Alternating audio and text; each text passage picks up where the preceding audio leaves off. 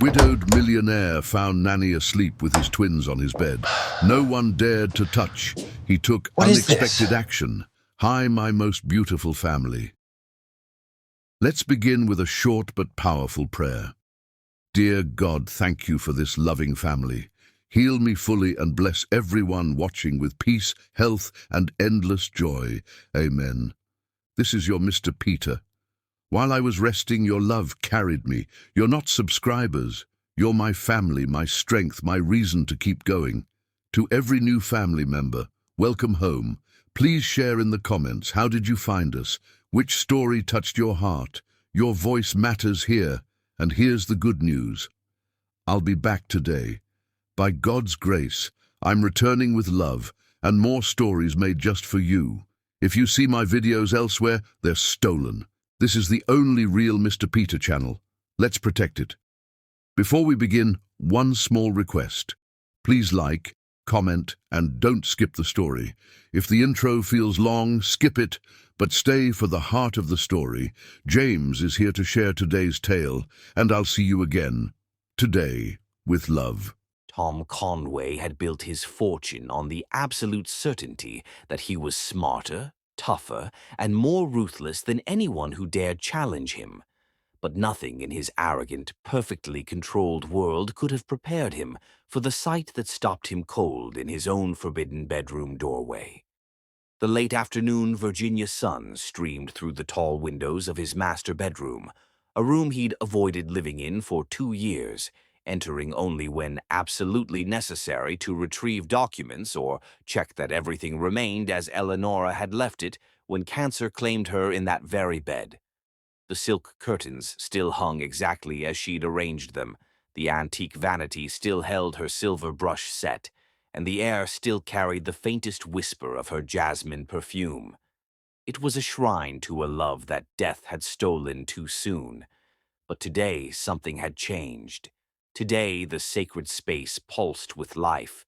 His new nanny, Janet Foster, lay sleeping in the center of his king-sized bed, her rich brown skin glowing like burnished gold against the ivory silk sheets. Her natural hair spread across Eleonora's pillow like a crown of midnight silk, and her face, God, her face held a peace so profound it made his chest tighten with something he'd forgotten how to feel. But it wasn't Janet alone that made his breath catch in his throat. Curled against her like sleeping angels were his twin daughters, 6-year-old Kirsty and Betty, their small bodies pressed trustingly against the woman who had somehow, in just 3 weeks, become their sanctuary. Kirsty's thumb was tucked securely in her mouth, a habit that had returned after her mother's death, while Betty clutched her worn stuffed elephant, the one she'd refused to let anyone wash because it still smelled like Eleonora's lavender soap. Tom's hand gripped the doorframe as 17 different emotions crashed through him at once. Fury that someone had dared enter his wife's sacred space. Relief that his daughters looked more peaceful than they had in 2 years. Terror at the way his heart hammered against his ribs as he watched Janet's chest rise and fall in sleep. And underneath it all, a dangerous warmth that whispered of possibilities he'd sworn never to consider again. 3 days of brutal negotiations in Chicago had left him exhausted, but seeing this, his children finding comfort in another woman's arms, sent adrenaline coursing through his veins like electricity. Tom should fire her. He should demand explanations. He should restore the boundaries that kept his world safe, predictable, and under his complete control. The same iron control that had made him one of the most feared estate owners in Virginia. Instead, he found himself stepping into the room, moving with the silent authority that had crushed countless business rivals, studying the woman who had somehow managed to do what 17 previous nannies could not, make his daughters feel safe. Janet Foster was nothing like the 17 nannies who had come before her. She didn't possess the crisp efficiency of Mrs. Hartwell, who had quit after Kirsty superglued her shoes to the floor. She lacked the stern authority of Miss Thompson, who'd fled after Betty called emergency services, claiming abandonment by caregiver. She bore no resemblance to the parade of young, eager girls who'd seen dollar signs in caring for a wealthy widower's children, all of whom had wilted under Tom's demanding standards and cold dismissals. No, Janet was something else entirely. Something that made his daughters laugh again. Something that filled his empty house with music and warmth. Something that threatened every wall he'd built around his heart. And Tom Conway did not appreciate threats to his control. As if sensing his presence, Kirsty stirred in her sleep, her small voice drifting through the golden afternoon light. "Mama Janet keeps the monsters away," she whispered, unconsciously reaching for Janet's hand. "She sings the nightmares gone." The words hit Tom like a physical blow. His daughters hadn't felt safe since losing their mother. They'd tested every caregiver, driven away every woman who'd tried to comfort them, as if ensuring that no one could ever hurt them by leaving again. But here was Janet Foster, somehow breaking through their defenses, somehow making them believe in safety again. And that thought should have filled him with gratitude. Instead, it filled him with panic. Janet's eyes fluttered open then, those deep brown eyes that seemed to see straight through to his soul. For a moment she looked confused, disoriented by sleep and the unfamiliar surroundings. Then she saw him standing there, and her expression shifted to something that made his breath catch. Not fear or guilt or apology, but quiet dignity mixed with fierce, protective love. She didn't bolt upright with excuses. She didn't wake the children with startled movements. Instead, she carefully, gently extracted herself from their sleeping embrace, moving with the practiced grace of someone who'd spent years caring for traumatized children. Every motion was deliberate, protective, designed to preserve their peace even as she faced his scrutiny. "Mr. Conway," she whispered, her voice carrying the soft cadence of her South Carolina childhood. "They had nightmares again, both of them. They were afraid you wouldn't come home." The explanation was simple, logical, but watching her smooth Kirsty's hair with infinite tenderness, seeing how Betty instinctively curled toward Janet's warmth even in sleep, Tom realized that logic had nothing to do with what was happening here. "You brought them to my bedroom," he said quietly, his voice carrying no accusation, just a statement of fact that somehow demanded an explanation for the impossible.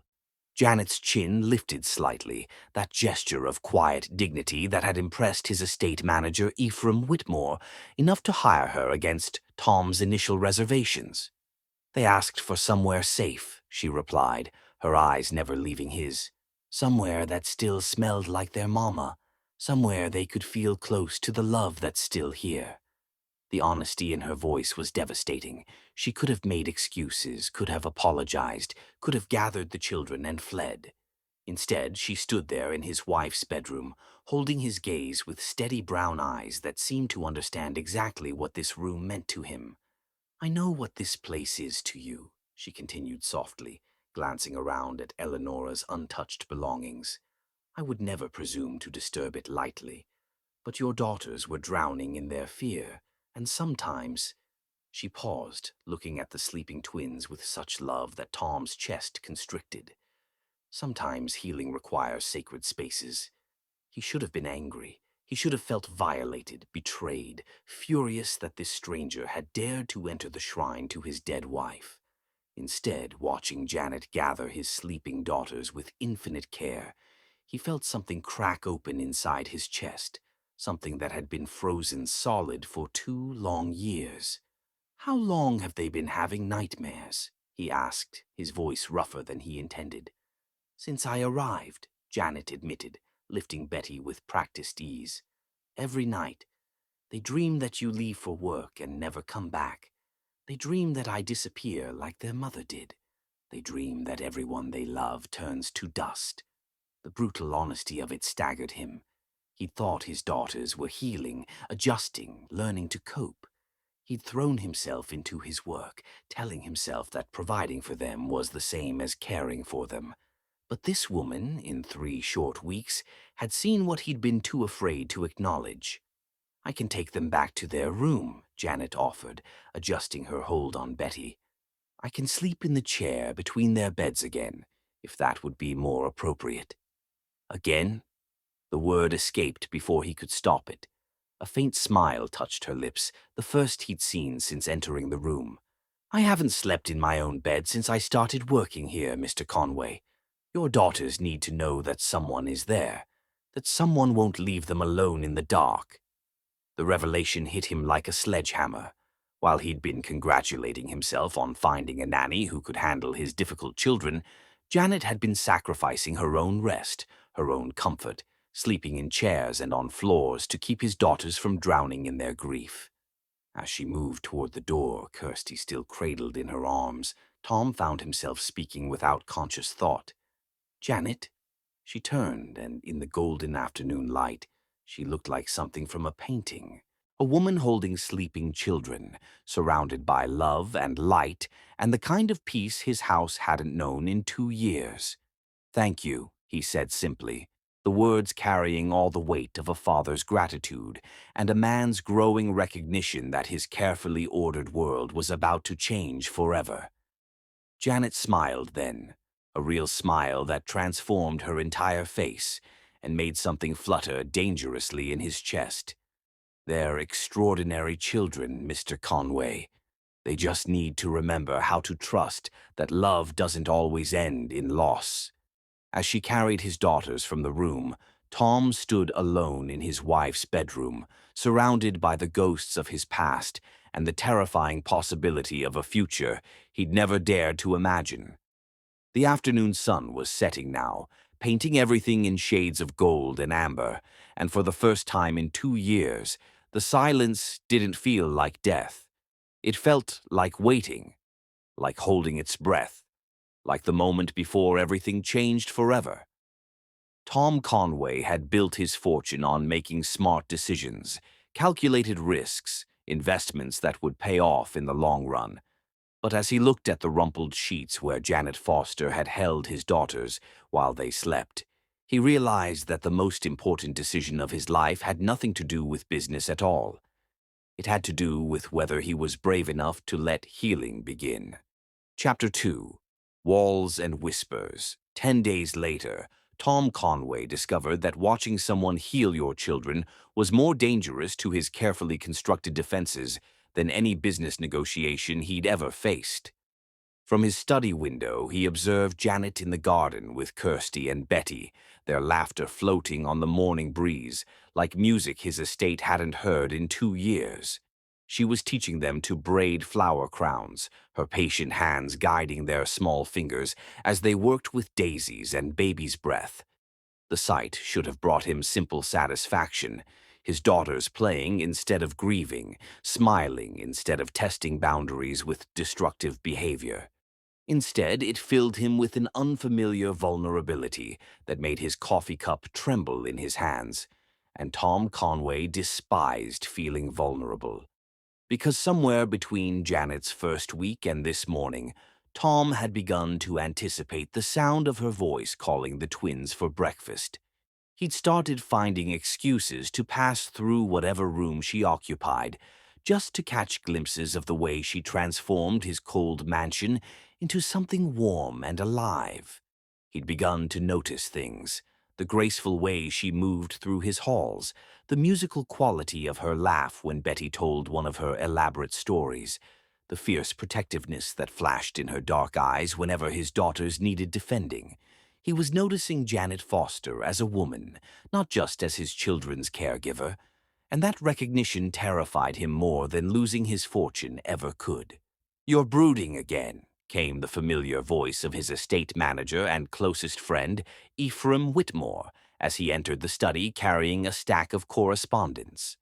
Tom didn't turn from the window, where Janet was now showing the twins how to weave dandelions into their flower chains. "I'm working," he replied, though his desk remained conspicuously clear of the financial reports he should have been reviewing. "Ah, yes," Ephraim said dryly, settling into the leather chair across from Tom's desk. "Working on watching your children's nanny teach them to make flower crowns.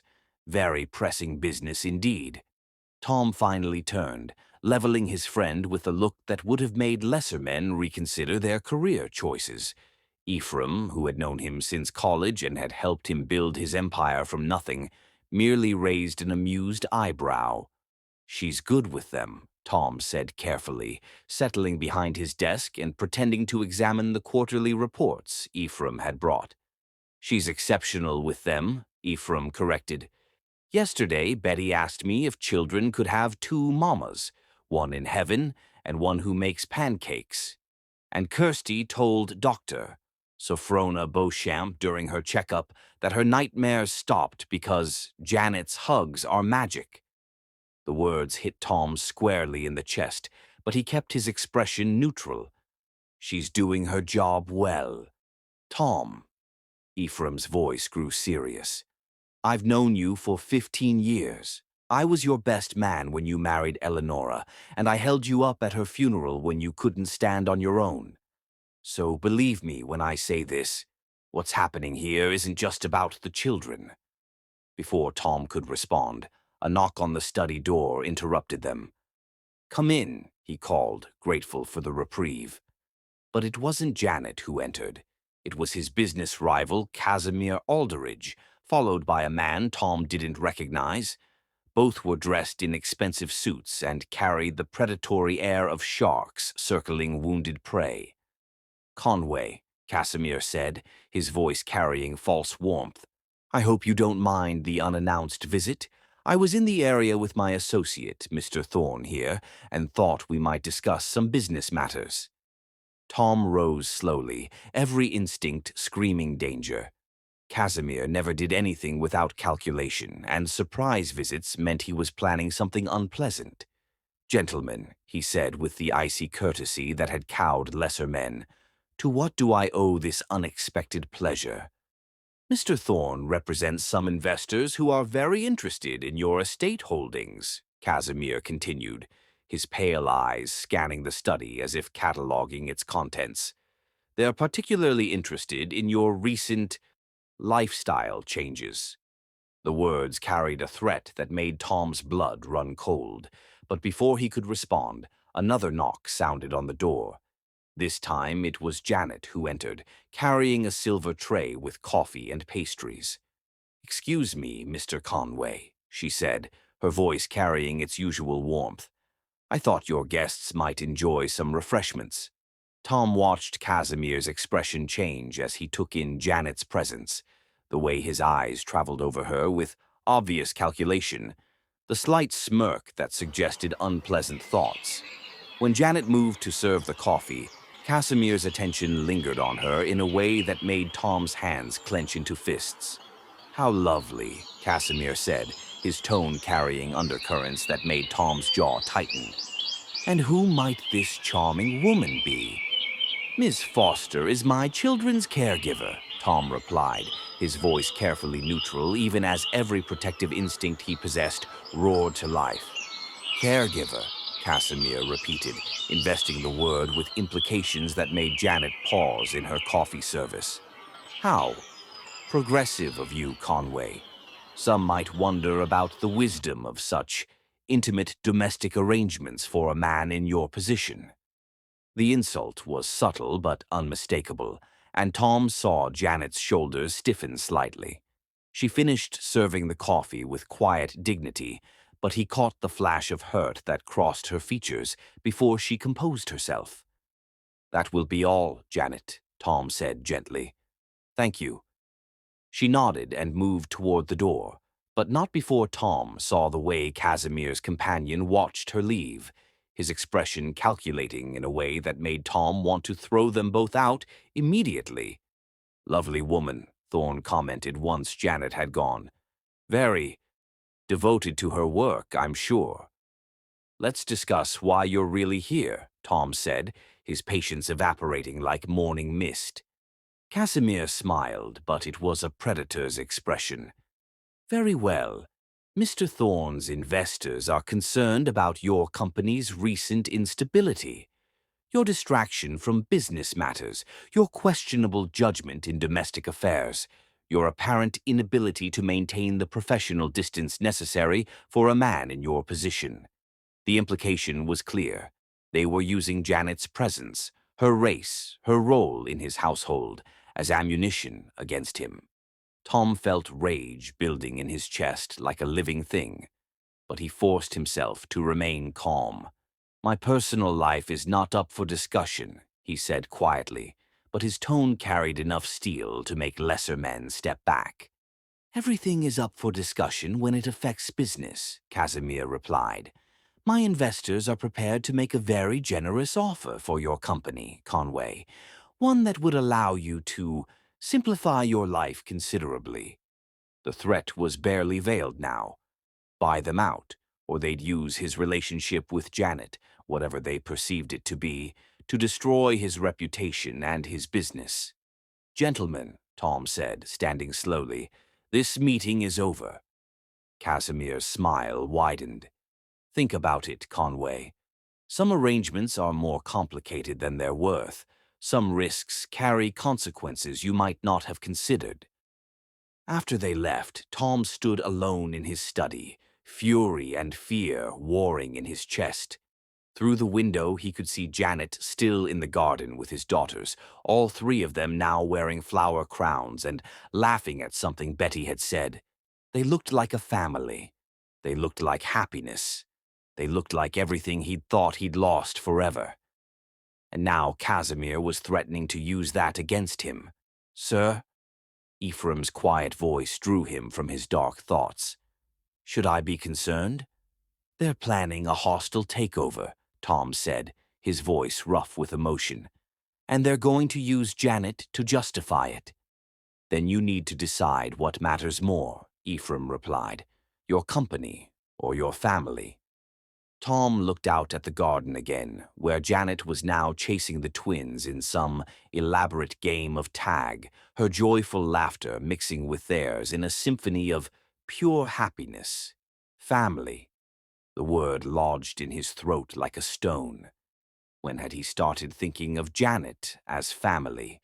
That evening, after the twins were asleep, Tom found Janet in the library organizing their school books. She looked up when he entered, and he saw the careful distance in her expression, the professional mask she'd worn around him ever since Casimir's visit. "Janet," he began, then stopped, unsure what he wanted to say. "The children are settled for the night," she said formally. "Is there anything else you need, Mr. Conway?" The return to formality stung more than he expected. "About earlier." "It's fine," she interrupted, but he caught the brief flash of pain in her eyes. "I understand my position here." "Do you?" he asked, moving closer. "Because I'm not sure I understand mine anymore." She looked at him then, really looked at him, and he saw his own confusion reflected in her dark eyes. For a moment, the careful distance between them wavered, and he glimpsed something that made his heart race with dangerous possibilities. "Mr. Conway," she said softly, "some lines shouldn't be crossed." "What if they already have been?" he asked, his voice barely above a whisper. The question hung between them like a bridge neither dared to cross. Outside, night was falling over the estate, painting the library in shades of amber and shadow. In the golden lamplight, Janet looked ethereal, beautiful, like something from a dream he'd forgotten how to have. "Your daughters need stability," she said finally. "They need to know that the people they depend on won't disappear." "And what do you need, Janet?" The question seemed to catch her off guard, and for a moment her careful composure cracked. "I need to do my job," she whispered. "I need to keep them safe and happy and whole." "And what about keeping yourself safe?"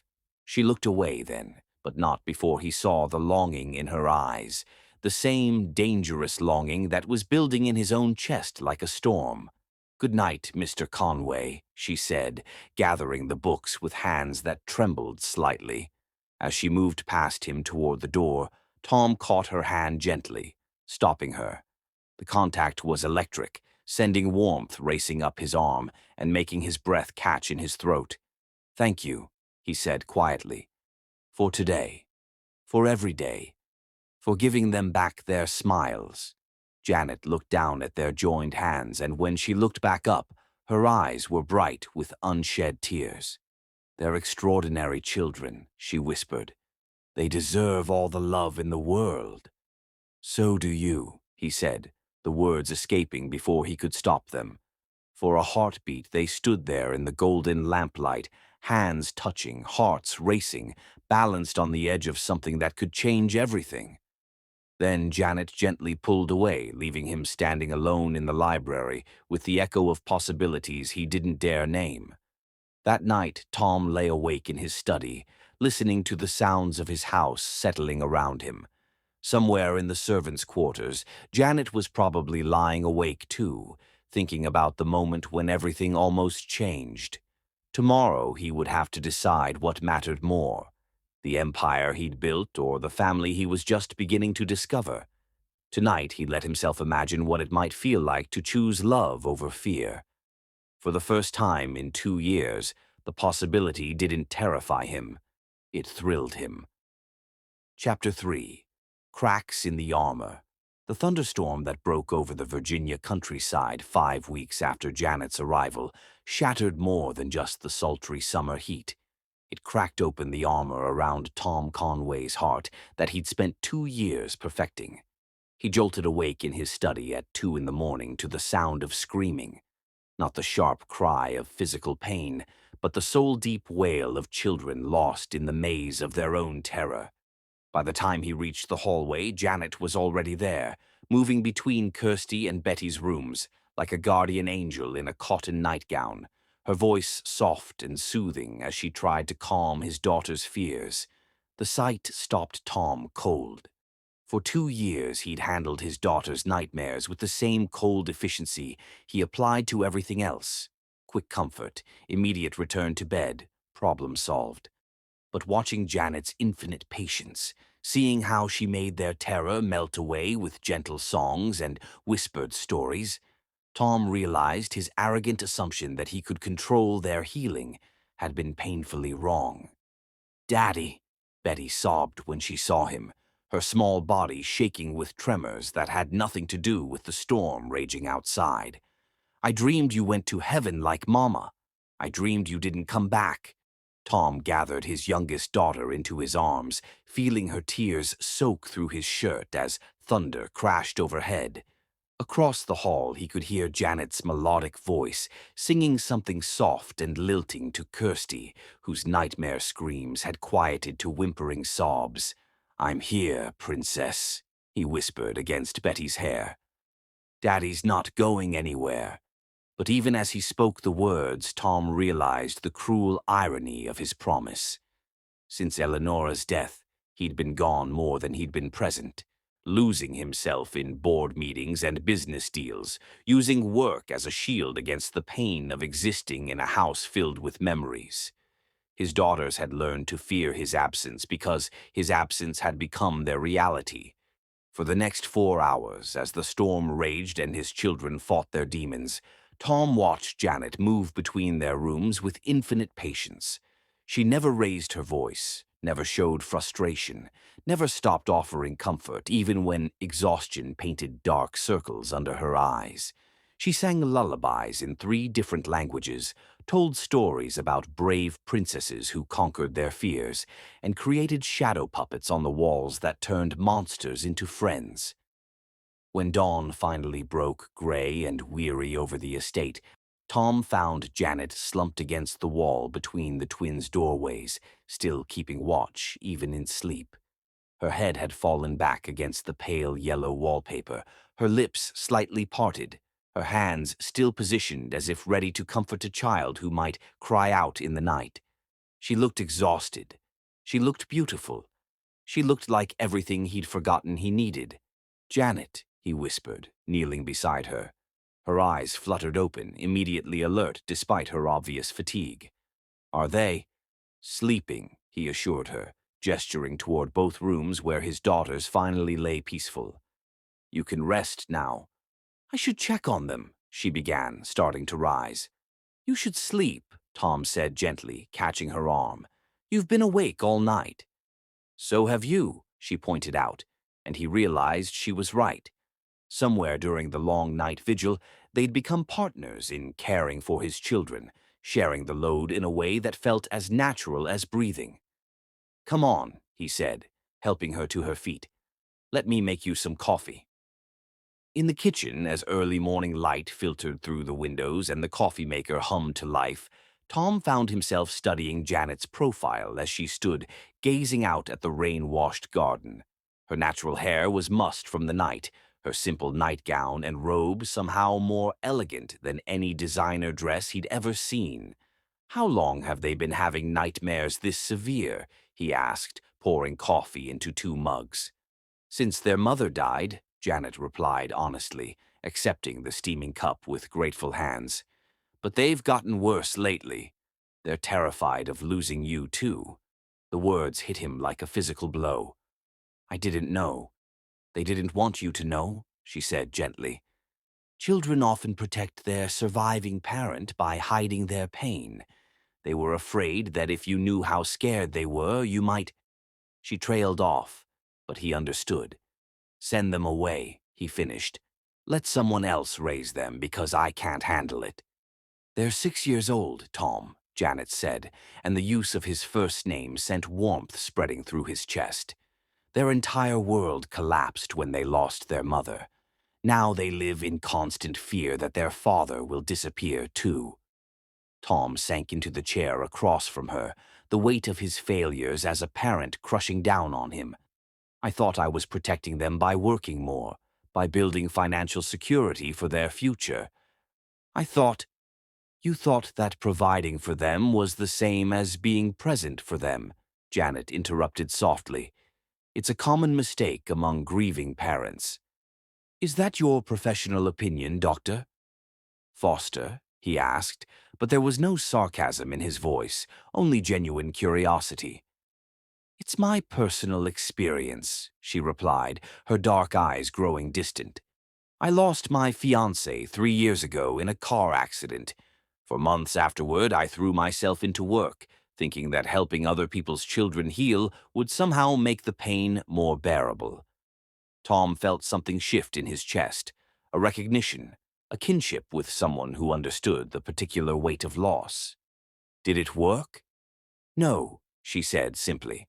"Grief isn't something you can outrun or hide from. It demands to be felt, to be processed, to be honored. Your daughters need you to grieve with them, not despite them." They sat in comfortable silence as the morning light grew stronger, 2 wounded souls finding unexpected solace in shared understanding. Outside, the storm had passed, leaving the world washed clean and gleaming. "Janet," Tom began, then stopped, unsure how to voice the question burning in his chest. "Yes? Why did you take this job? You could work anywhere, help any family. Why here? Why us?" She was quiet for so long he thought she wouldn't answer. When she finally spoke, her voice was barely above a whisper. "Because when I met your daughters, I saw myself at their age, lost, afraid, convinced that everyone I loved would leave me. And when I met you—" She paused, her cheeks flushing slightly. "I saw a man drowning in his love for his children, desperate to do right by them, but terrified of failing them. And, and I thought maybe we could help each other heal." The honesty in her words was devastating, beautiful, terrifying. Tom reached across the small table and covered her hand with his, marveling at how perfectly their fingers seemed to fit together. "I haven't been a very good father since Eleonora died," he admitted. "You've been a grieving father," Janet corrected. "There's a difference." Before Tom could respond, his phone buzzed with an urgent message from his lawyer. Casimir Aldridge had filed preliminary papers for a hostile takeover, citing Tom's compromised judgment and divided attention as justification for investor concerns. "What is it?" Janet asked, seeing his expression darken. "Business," he said tersely, not wanting to involve her in the battle brewing around them. "Nothing for you to worry about." But even as he spoke the words, Tom realized they were a lie. Everything that happened to him affected Janet now, just as everything that happened to her affected him. Somewhere in the space between her arrival and this morning, their lives had become entwined in ways that went far beyond employer and employee. The realization should have terrified him. Instead, it filled him with a fierce protectiveness that surprised him with its intensity.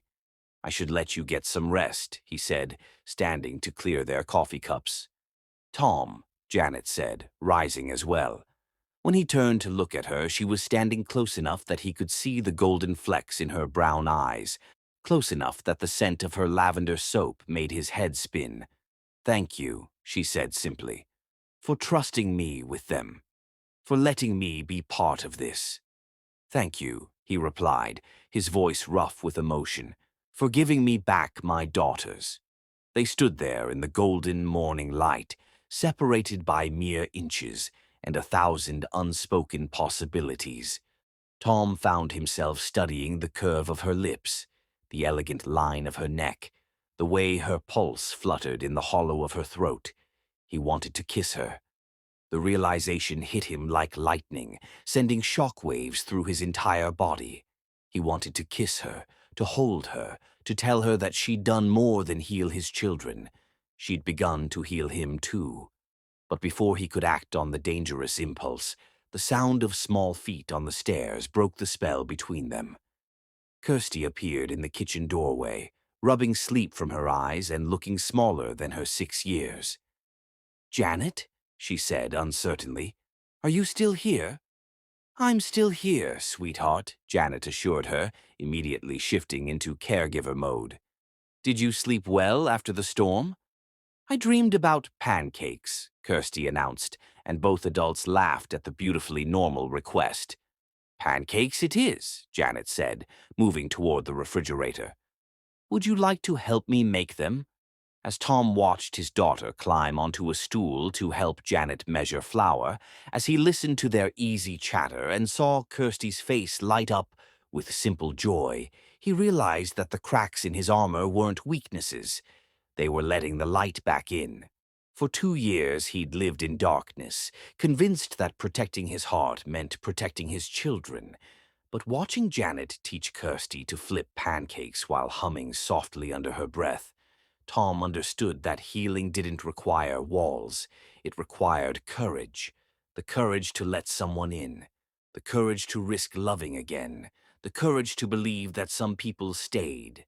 As Betty joined them in the kitchen, drawn by the smell of breakfast and the sound of laughter, Tom felt something shift permanently in his chest. They looked like a family, messy and imperfect, and beautifully real. And for the first time since Eleanor's death, that didn't feel like a betrayal of her memory. It felt like coming home. Later that morning, after breakfast had been eaten and the twins had been dispatched to play in the garden, Tom found himself alone with Janet in the kitchen once more. She was washing dishes, humming the same lullaby she'd sung during the storm, and the domestic simplicity of the moment made his heart ache with unexpected longing. "Janet," he said, his voice catching slightly. She turned, soap bubbles still clinging to her hands, and looked at him with those dark eyes that seemed to see straight through to his soul. "I need you to know," he began, then stopped, struggling to find words for feelings he'd thought were buried forever. "What you've done for us, for them, for me, it's more than just a job. You've given us back our lives." "You've given me a purpose," she replied softly. "A reason to believe that love doesn't always end in loss." They stood there in the sunlight streaming through the kitchen windows, surrounded by the ordinary magic of pancake batter and coffee cups, while something extraordinary passed between them. A recognition, an acknowledgement, a promise of possibilities neither dared to name. Outside, his daughters. Laughter echoed across the garden, free and joyful and alive. Inside, Tom Conway felt his carefully guarded heart crack open just a little wider, letting in more light, more hope, more love than he'd thought possible. The armor he'd built to protect himself was crumbling, and for the first time in 2 years, he was grateful for the cracks. Chapter 4. The Art of Falling. 3 weeks after the storm, Tom Conway made a discovery that would have sent his business rivals into shocked silence. The most ruthlessly controlled man in Virginia was standing in an art gallery, commissioning a portrait because he'd fallen completely, helplessly in love with the way sunlight looked in a woman's hair. "You want me to paint what, exactly?" asked Roxalana Ashbourne, Janet's best friend and the owner of the most prestigious gallery in Richmond. Her Turkish ancestry had blessed her with dramatic dark eyes that could intimidate wealthy collectors. But right now they held only amused confusion as she studied Tom across her mahogany desk. "Janet, reading to my daughters," Tom repeated, feeling his legendary composure crack around the edges. "In the library. There's this moment every evening when the light comes through the windows, just so, and she—" He trailed off, realizing how far he'd fallen from the man who'd once prided himself on never showing weakness. "And she looks like a Renaissance Madonna come to life," Roxalana finished with a knowing smile. "Tom Conway, you magnificent fool, you're completely gone for her, aren't you?" The directness of the question caught him off guard. In business, Tom was legendary for his poker face, but something about Roxalana's warm understanding stripped away his usual defenses. "Is it that obvious?" he asked, sinking into the leather chair across from her desk. "Only to someone who knows what love looks like," she replied gently.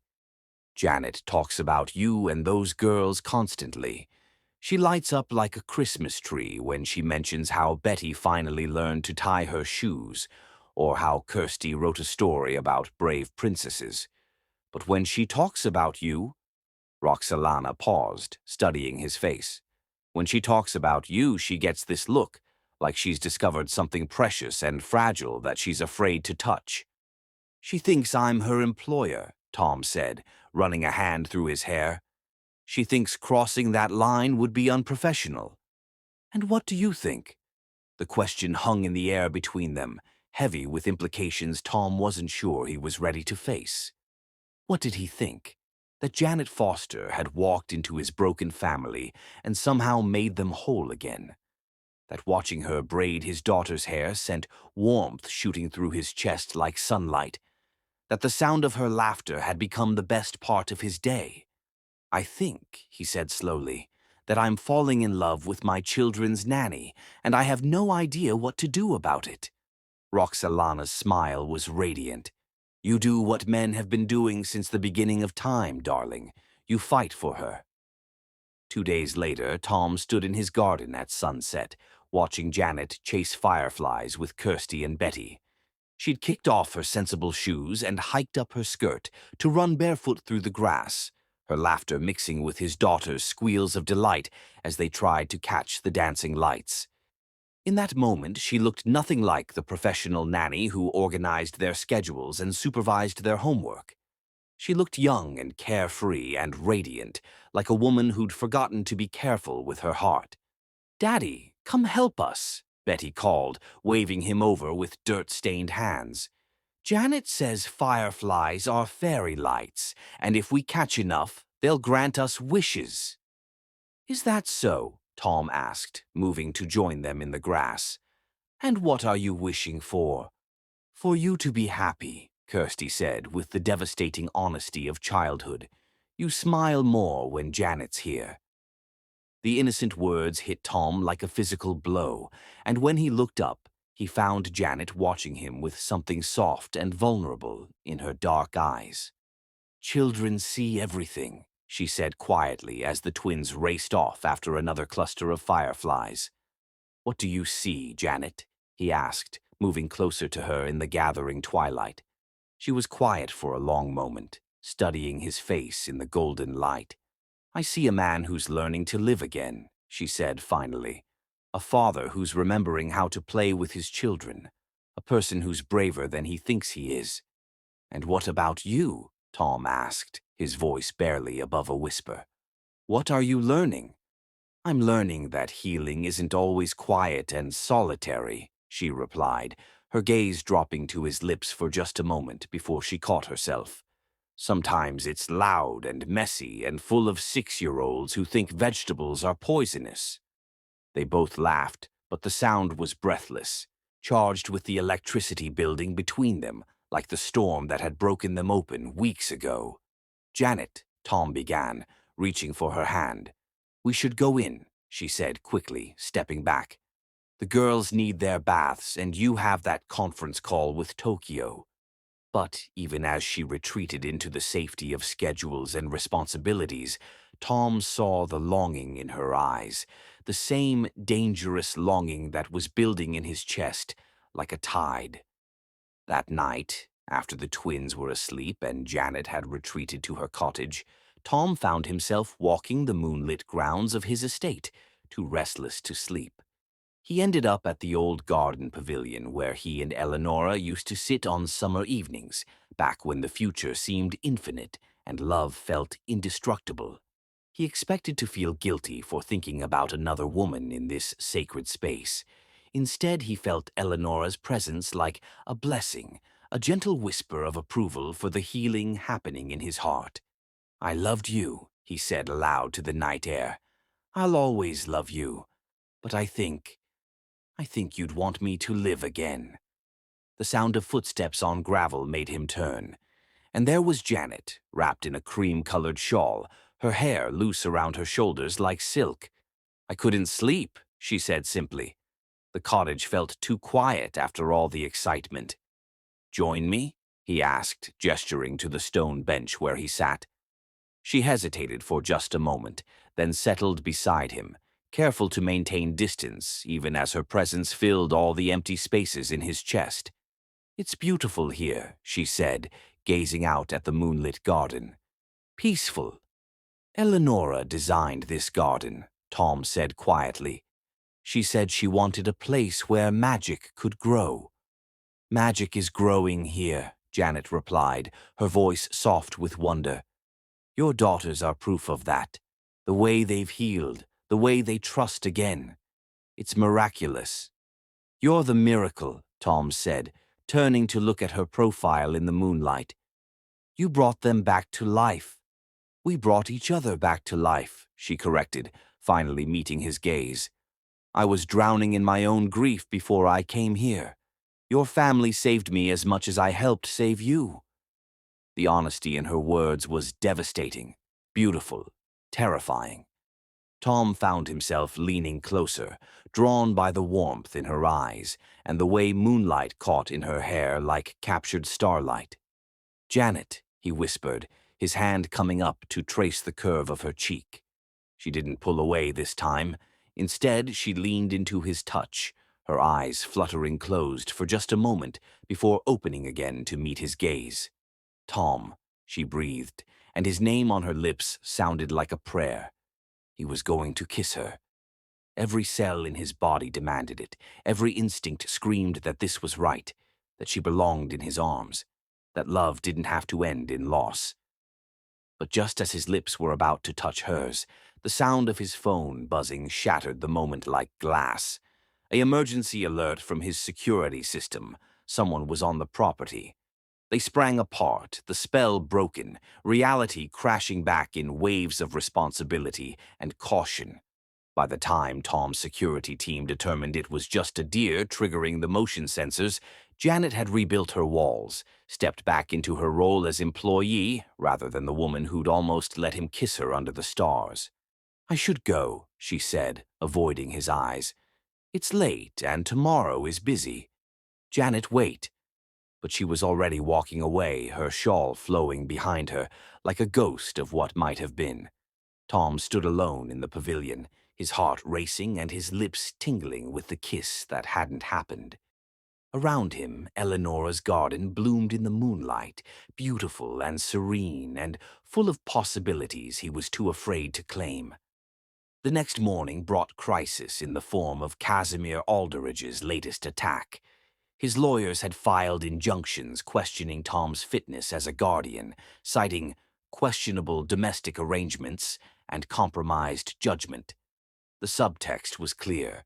They were using his relationship with Janet, whatever they perceived it to be, as ammunition. They can't actually take the children, his lawyer assured him during an emergency meeting, but they can make things very uncomfortable, very public. And if there's any truth to their implications about your relationship with Ms. Foster ... There's nothing inappropriate happening, Tom said sharply, even as the memory of almost kissing her burned in his chest. Good, his lawyer replied, because any hint of impropriety could give them exactly the leverage they need. That afternoon, Tom found Janet in the library with the twins, helping them with their art project.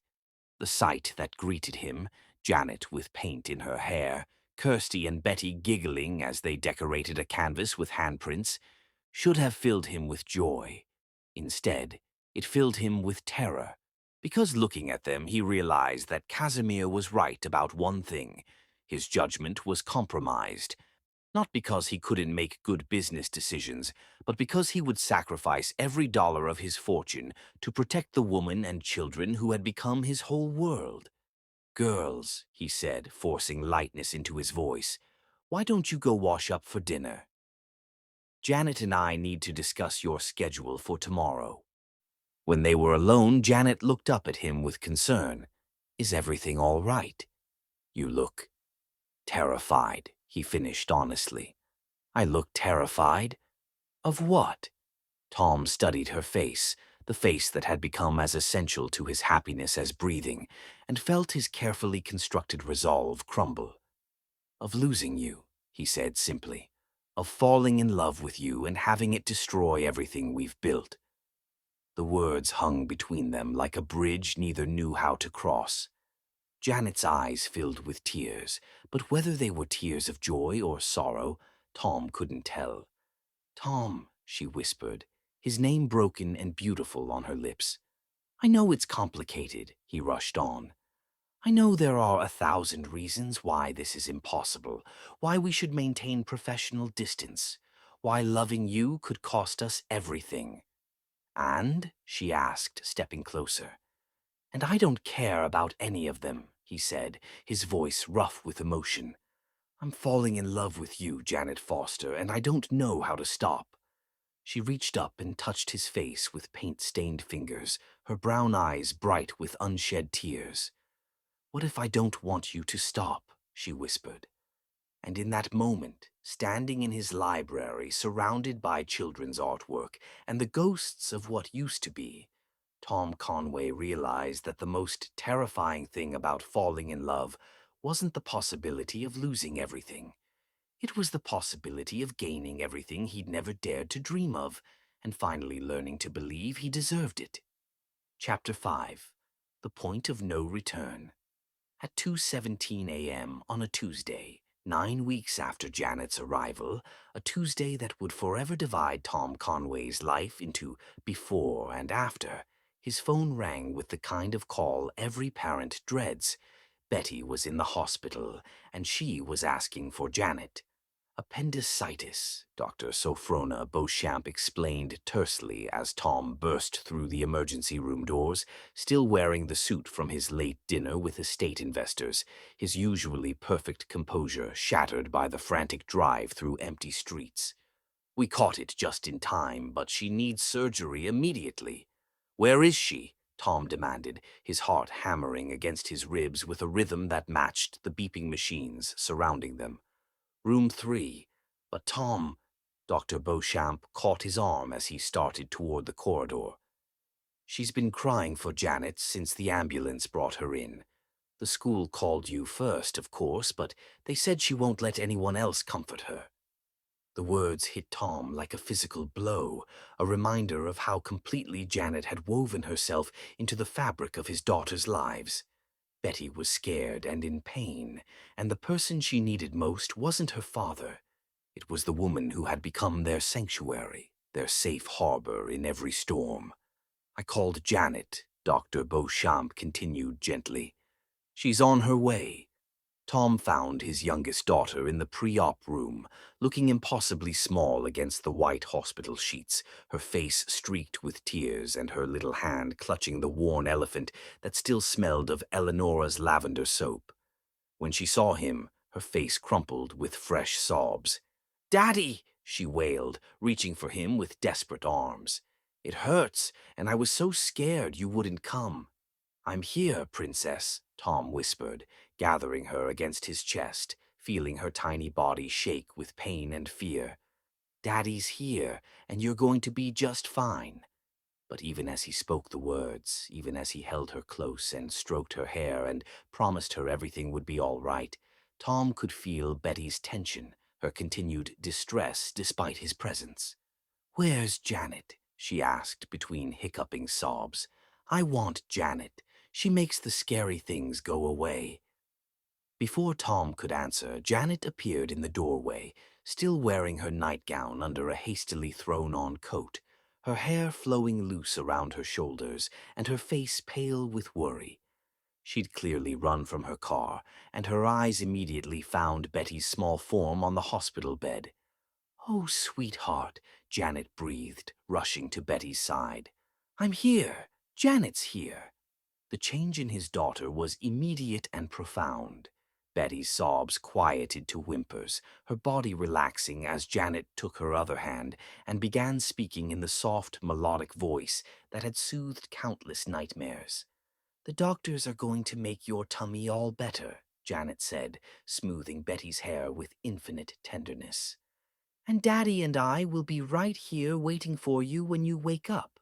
"Promise?" Betty whispered, her 6-year-old eyes huge with fear. "I promise," Janet said solemnly, and Tom watched his daughter's grip on Janet's hand tighten with desperate trust. As the medical team prepared to take Betty to surgery, Tom found himself relegated to the background, watching Janet work her gentle magic while his own helplessness crashed over him in waves. He was Betty's father, her protector, the person who was supposed to make everything better. But in this crisis, it was Janet she needed, Janet she trusted to keep her safe. "Mr. Conway," a young nurse touched his elbow gently. "We need to take her now, but you can walk with us to the OR doors."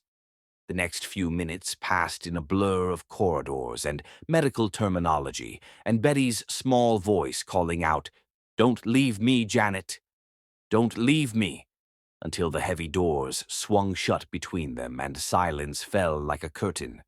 Tom stood in the empty hallway staring at those closed doors, feeling more powerless than he had since the day Eleonora died. Beside him, Janet swayed slightly, and he realized she was shaking, not with cold, but with the aftermath of adrenaline and terror. "She's going to be fine," he said, as much to convince himself as to comfort her. "Dr. Beauchamp said they caught it early. Appendectomies are routine." "I know," Janet whispered, but her voice broke on the words. "I know she'll be fine. It's just, when they called, when they said she was hurt and scared." She didn't finish the sentence, but Tom understood. The fear of losing someone you love never really goes away. It just hibernates until crisis wakes it with claws and teeth. "Come on," he said gently, taking her arm. "Let's go to the waiting room. This could take a while." The surgical waiting area was painted in soft blues and greens, designed to be soothing, but Tom found no peace in the carefully chosen colors or comfortable chairs. He paced like a caged animal while Janet sat curled in a corner chair, her arms wrapped around herself as if holding herself together by force of will. "Tom," she said quietly after an hour of silence, "sit down. You're going to wear a hole in the floor." He settled in the chair beside her, close enough to catch the faint scent of her lavender soap beneath the antiseptic hospital smell. They sat in silence for another hour, united in their fear and love for the little girl behind those surgical doors. "I've been thinking about what you said," Janet said suddenly, her voice barely above a whisper. "About falling in love." Tom's heart stopped. "Janet, "Let me finish," she interrupted, her dark eyes meeting his with devastating honesty. "I've been thinking about what you said and about what I've been feeling and about how terrified I am of all of it." "You don't have to." "Yes, I do," she said firmly. "Because sitting here tonight, waiting to find out if Betty's going to be okay, I realized something important." Tom held his breath, afraid to hope, afraid to breathe, afraid to do anything that might shatter this moment of truth between them. "I realized that I'm already in love with her," Janet continued, tears starting to slide down her cheeks. "I'm already in love with both of them, and with you, and the thought of losing any of you is killing me." The words hit Tom like lightning, sending shockwaves through his entire body. She loved them. She loved him. This remarkable woman had opened her heart to his broken family and chosen to love them despite every risk, every complication, every reason to protect herself. "Janet," he breathed, reaching for her hands. "I know it's complicated," she rushed on, as if afraid she'd lose her courage. "I know there are 1,000 reasons why this could be a disaster. I know your business rivals are using our relationship against you, and I know society will have opinions about us, and I know—" "I know I love you too," Tom interrupted, his voice rough with emotion. "I know I've been falling in love with you since the day I found you sleeping with my daughters in Eleanor's bed. I know you've healed us in ways I didn't think were possible, and I know that sitting here tonight, the only thing that matters is that we're in this together." Janet's tears came faster now, but they were tears of relief, of joy, of love finally acknowledged and shared. "What happens now?" she whispered. Before Tom could answer, Dr. Beauchamp appeared in the waiting room doorway, still wearing her surgical scrubs and smiling the tired but triumphant smile of a doctor bearing good news. "She's perfect," she announced. "Surgery went beautifully, no complications, and she's already asking for pancakes." The relief that flooded through Tom was so intense it left him dizzy. Betty was safe. His baby girl was going to be fine. "She's asking for both of you," Dr. Beauchamp continued with a knowing smile. "Specifically, she wants Daddy and Janet to come together because families stay together. Families." The word lodged in Tom's throat like a gift. As they walked toward Betty's recovery room, Tom caught Janet's hand in his, their fingers intertwining with the natural ease of puzzle pieces finding their perfect fit. "So what happens now?" Janet asked again, echoing her earlier question. "Now," Tom said, bringing her hand to his lips and pressing a gentle kiss to her knuckles, "we stop being afraid of calling this what it is." "And what is it?" Tom stopped walking, turning to face her in the sterile hospital corridor, with fluorescent lights humming overhead and the distant sound of medical equipment beeping like mechanical heartbeats. "It's love," he said simply. "Complicated, terrifying, beautiful love. It's family. It's everything I thought I'd lost forever, and everything I never dared to hope for again." Janet smiled then, the first real smile he'd seen from her all night, and it was radiant enough to light up the entire hospital. "I love you, Tom Conway," she said, standing on her tiptoes to press a soft kiss to his cheek. "I love you and your beautiful daughters, and I'm done being afraid of that." "I love you too, Janet Foster," he replied, his arms coming around her waist, "and I'm done letting fear make decisions for us." As they entered Betty's room together, hand in hand, Tom felt something shift permanently in his chest. They'd crossed the point of no return, acknowledged what had been building between them for months, claimed their right to love each other despite every obstacle. Betty looked up at them from her hospital bed, her face still pale but her eyes bright with medication and relief. When she saw their joined hands, her face broke into a smile that was pure sunshine. "Are you going to get married now?" she asked with the devastating directness of childhood. "Because Kirsty and I voted, and we want Janet to be our new mama." Tom looked at Janet, seeing his own shock and joy reflected in her dark eyes. They just admitted they loved each other, and already his daughters were planning their wedding. "Well," Janet said, settling into the chair beside Betty's bed without releasing Tom's hand, "I think that's something we'll need to discuss as a family." "A family," Betty repeated happily, settling back against her pillows. "I like that." As Tom watched Janet fuss over his daughter, adjusting her blankets and smoothing her hair with the automatic tenderness of a mother, he realized that love hadn't made things more complicated. It had made everything beautifully simple. They were a family. They'd been a family since the day Janet chose to comfort his children in their hour of need. Tonight, they'd simply found the courage to acknowledge what their hearts had known all along. Outside Betty's hospital room window, dawn was breaking over Virginia, painting the sky in shades of rose and gold. It was the dawn of a new day, a new beginning, a new chapter in the love story that had started with a sleeping sanctuary and was growing into something powerful enough to heal them all. Tom Conway had spent 2 years believing that love ended in loss. Tonight, he'd learned that love could also end in finding everything you never knew you needed.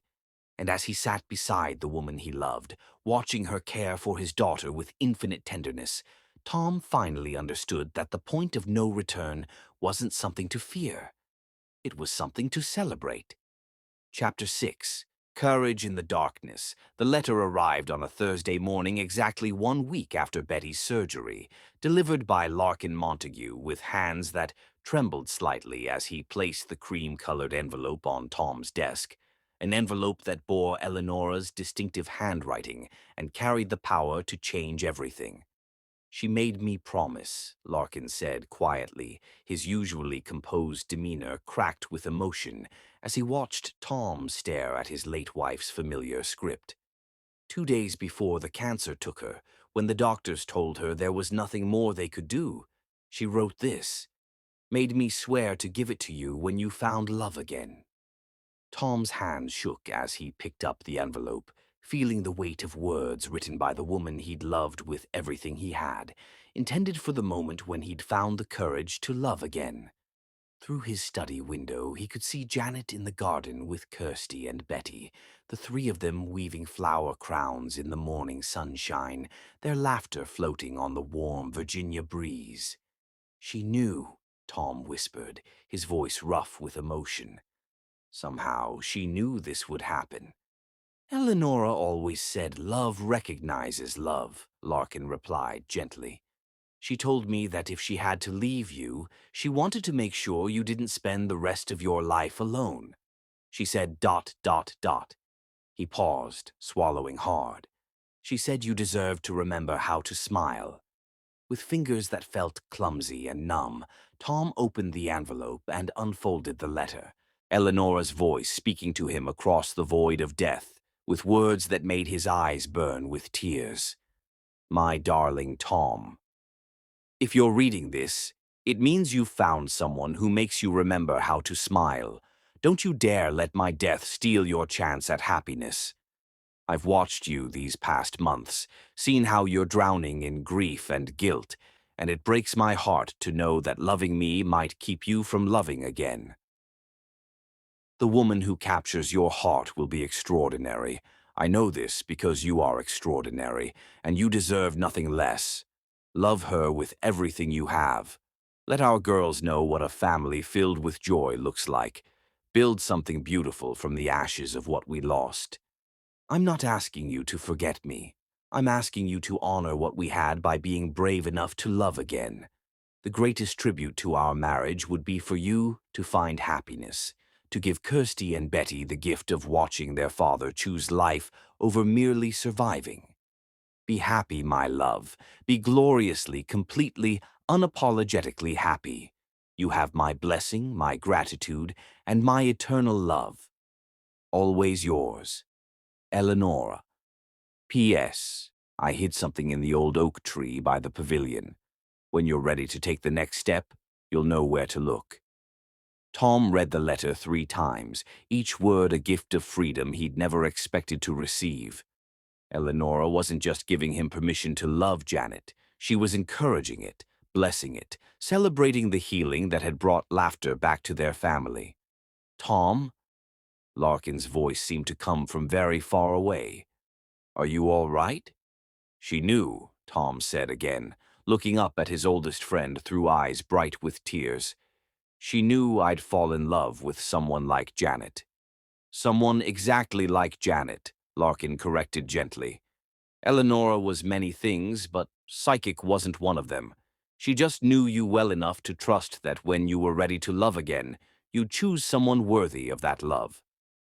That afternoon, while the twins napped and Janet worked in the library organizing their school supplies, Tom slipped away to the old oak tree by the garden pavilion. Hidden in a hollow between the massive roots, wrapped in oiled cloth and protected from the elements, he found a small velvet box that made his breath catch in his throat. Inside was Eleonora's grandmother's ring, not her wedding band, which Tom had buried with her, but the antique sapphire surrounded by diamonds that had been passed down through 5 generations of strong women. Tucked beneath the ring was a note in Eleonora's handwriting: "For the woman who will love our family next." The generosity of it staggered him. Even facing death, Eleonora had been thinking of his future happiness, planning for the love he might find after losing her. She'd chosen the perfect ring for a woman she'd never meet, but somehow knew would be worthy of it. That evening, after dinner had been cleared and the twins were safely tucked into bed with stories and lullabies, Tom found Janet in the library where their love story had truly begun. She was curled in the reading chair by the window, a book forgotten in her lap as she gazed out at the moonlit garden. "You look thoughtful," he said, settling on the ottoman in front of her chair. "I've been thinking about us," she admitted, her dark eyes meeting his with the honesty that had drawn him to her from the beginning. "About what happens next, now that we've admitted how we feel. And what conclusions have you reached?" Janet was quiet for a moment, studying his face in the lamplight. "I love you," she said simply. "I love you and Kirsty and Betty with everything I have. But Tom, I'm terrified that loving you will destroy everything we've built." "What do you mean?" "Your business rivals are already using our relationship against you," she said, leaning forward to take his hands. "Society will have opinions about us, about our different backgrounds, about whether I'm good enough for you and your daughters. And your late wife's family has already given us their blessing," Tom interrupted gently. Janet blinked in surprise. "What?" Tom reached into his jacket and withdrew Eleonora's letter, watching Janet's eyes widen as she recognized the elegant handwriting. "Larkin brought this to me today. Eleonora wrote it before she died, with instructions to give it to me when I found love again." With shaking hands, Janet took the letter and read it, tears starting to slide down her cheeks as Eleonora's words of blessing and encouragement filled the space between them. "She wanted you to be happy," Janet whispered when she finished reading. "She wanted you to love again." "She wanted us to love again," Tom corrected. "All of us. She knew that grief had frozen our family in place, and she hoped that someday someone would help us remember how to live." "Tom," Janet began, but he silenced her gently with a finger against her lips. "I have something else," he said, pulling out the velvet box. Janet's breath caught as he opened it, revealing the sapphire ring that seemed to capture all the lamplight in the room and hold it like trapped starlight. "This was Eleonora's grandmother's ring," Tom explained, his voice rough with emotion. "She left it for the woman who would love our family next." "Janet Foster, I'm not asking you to replace Eleonora. No one could ever do that.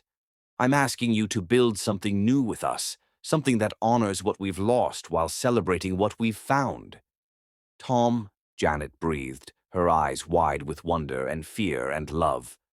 "I'm asking you to marry me," he said, his heart hammering against his ribs as he took the ring from the box. "I'm asking you to be my wife, Kirsty and Betty's mother, the woman who completes our family and makes us whole." Janet stared at the ring, then at his face, then back at the ring, as if she couldn't quite believe what was happening. I'm scared, she whispered honestly.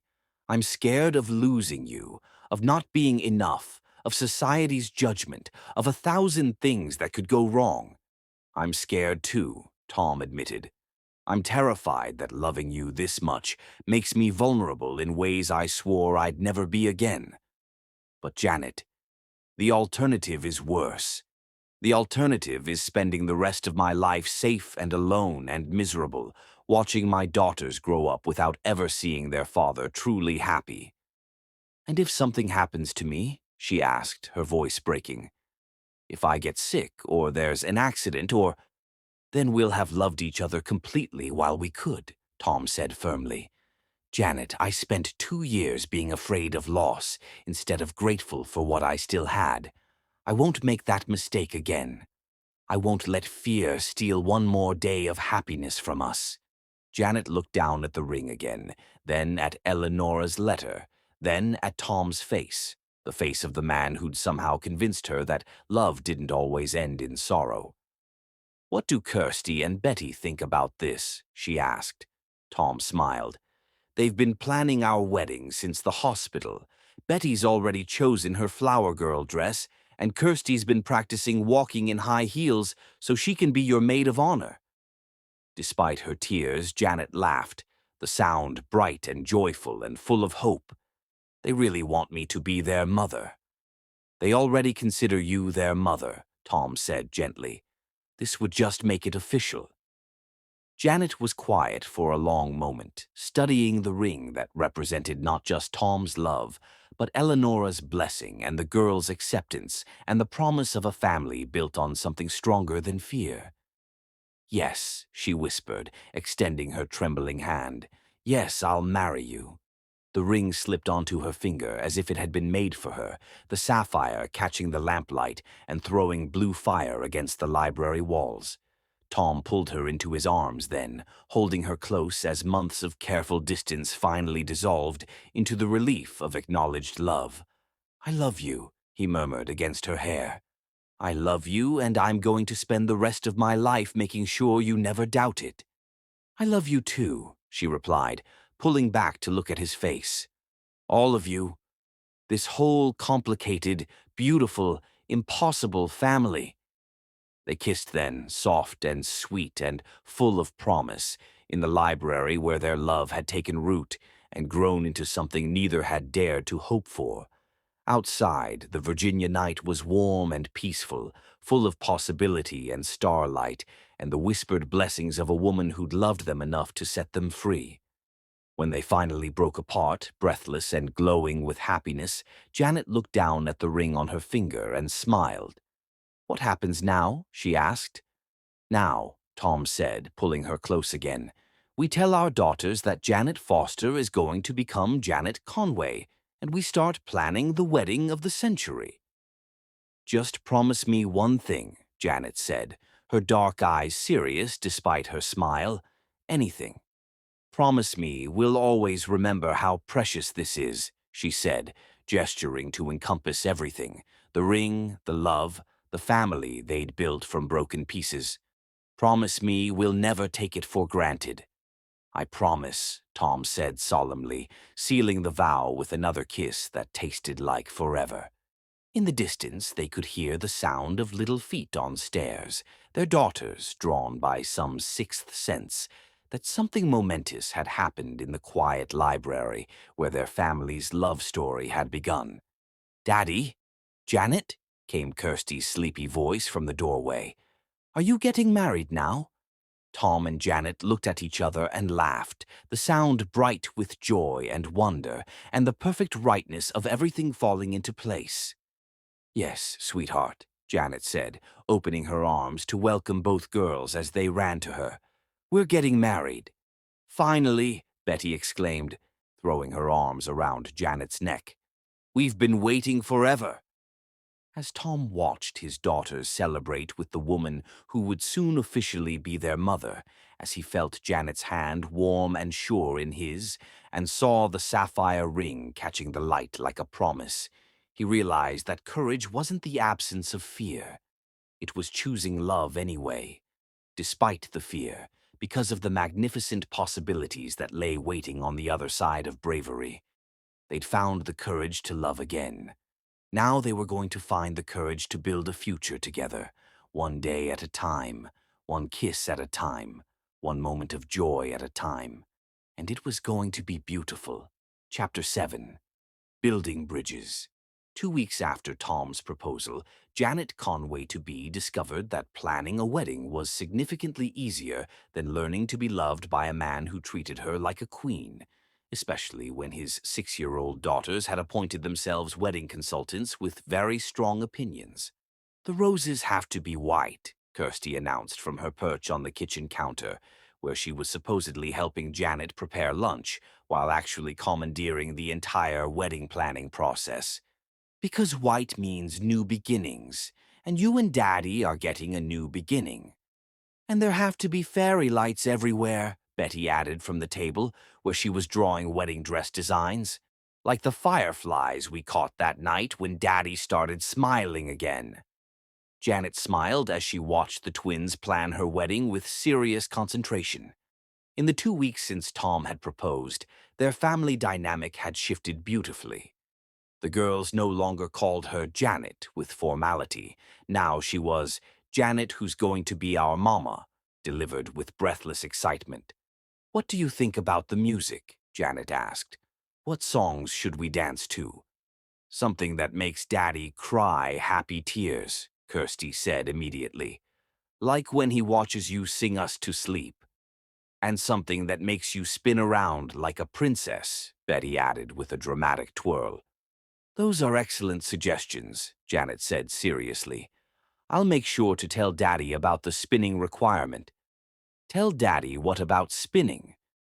Tom's voice from the doorway made all three of them turn, and Janet felt her pulse quicken the way it had every time she'd seen him over the past 2 weeks. Her engagement had given her permission to openly admire everything about him.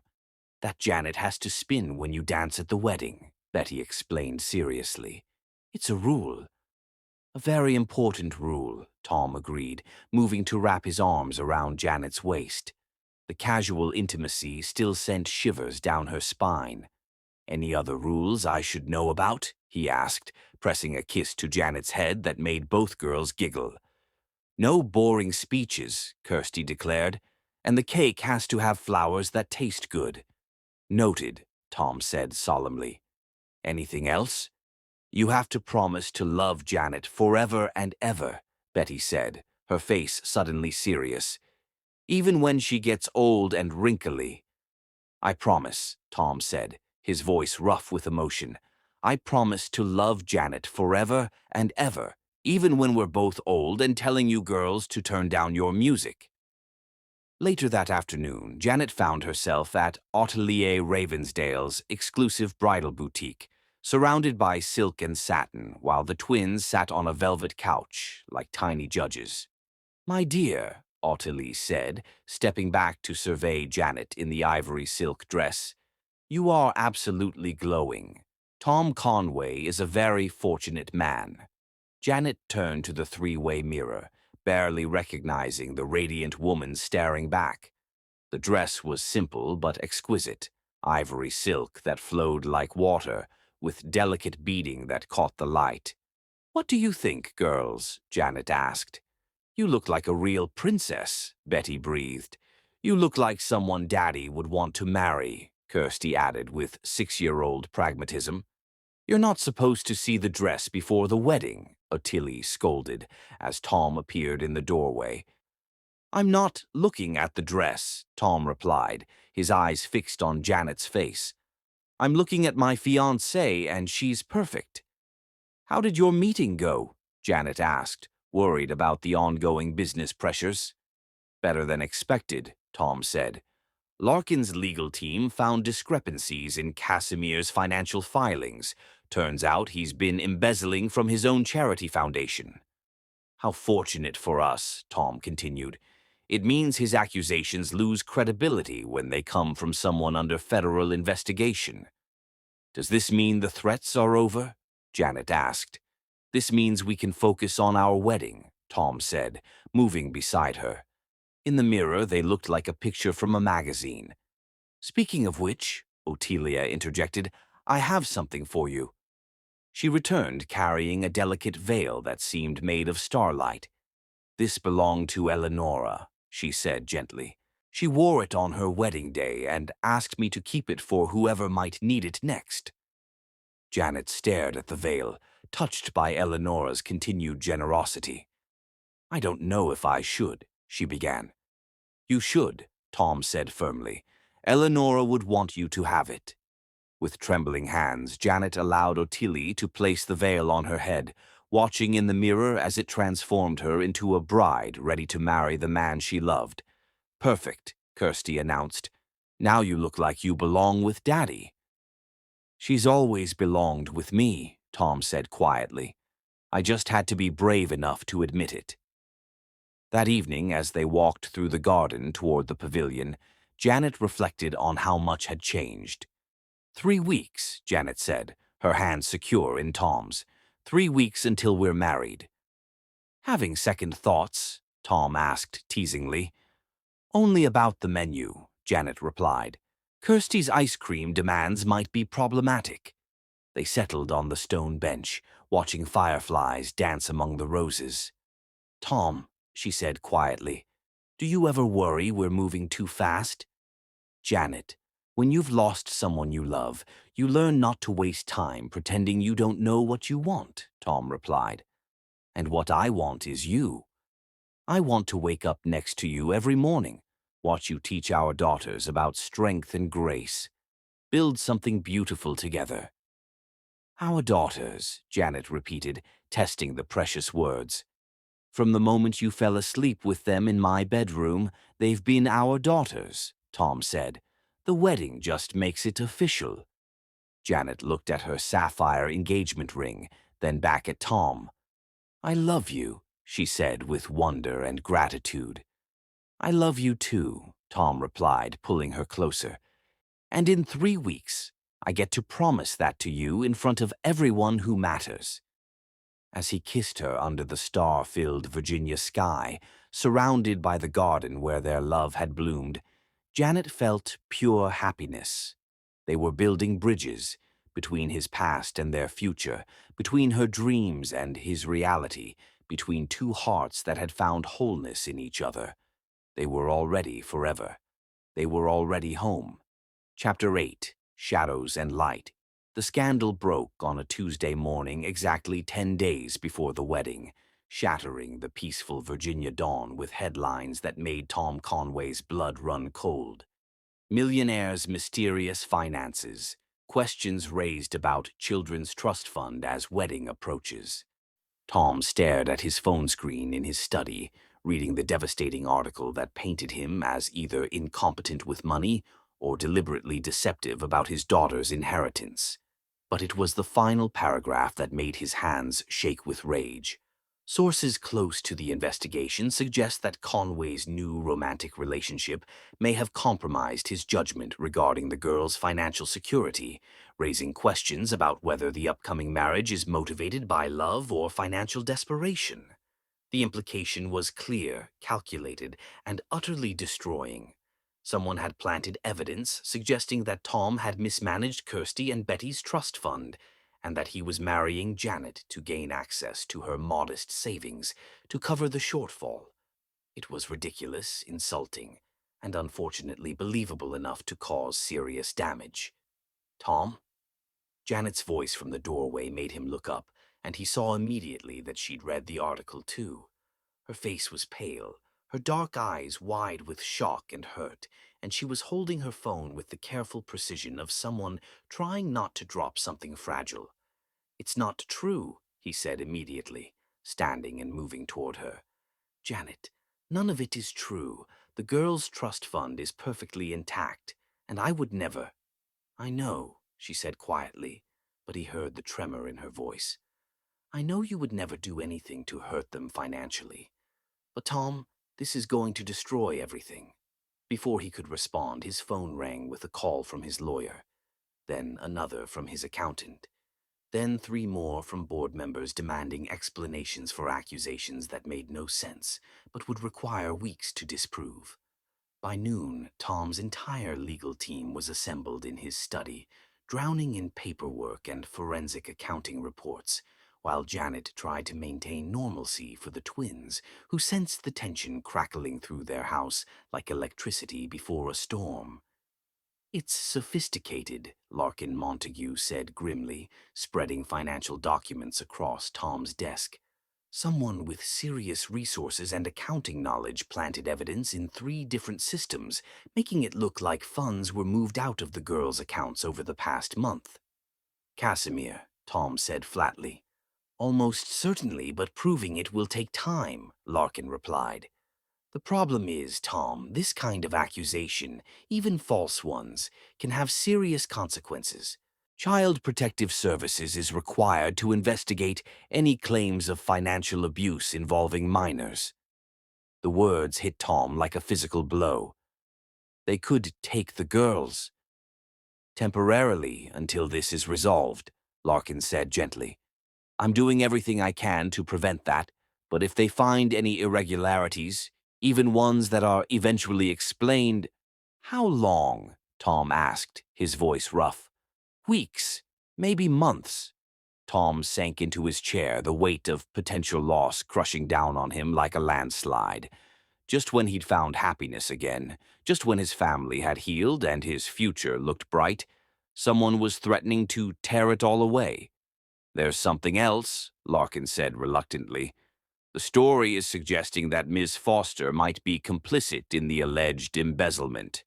As your fiancée, she could be seen as having financial motivation to—" "Stop," Tom said sharply. "Don't even finish that sentence." But the damage was already done. Through the study window, Tom could see photographers gathering at his estate gates, drawn by the scent of scandal involving a wealthy widower, his mysterious nanny-turned-fiancé, and questions about missing money. That afternoon, Janet found herself trapped in her own home, watching from the windows as reporters camped outside, while her phone buzzed with calls from numbers she didn't recognize. The headlines were getting worse. "Gold Digger or True Love," and "From Nanny to Heiress, the Convenient Romance of Janet Foster." "Janet?" Betty's small voice made her turn from the window, and she saw both girls standing in the doorway looking frightened and confused. "Why are there so many people outside?" Kirsty asked. "And why did Daddy look so mad when he was talking to the police?" Janet's heart clenched. The twins didn't understand what was happening, only that their peaceful world had suddenly become dangerous and uncertain. "Sometimes," Janet said carefully, kneeling to their level, "people make up stories about families they don't know. It's not nice, but it happens."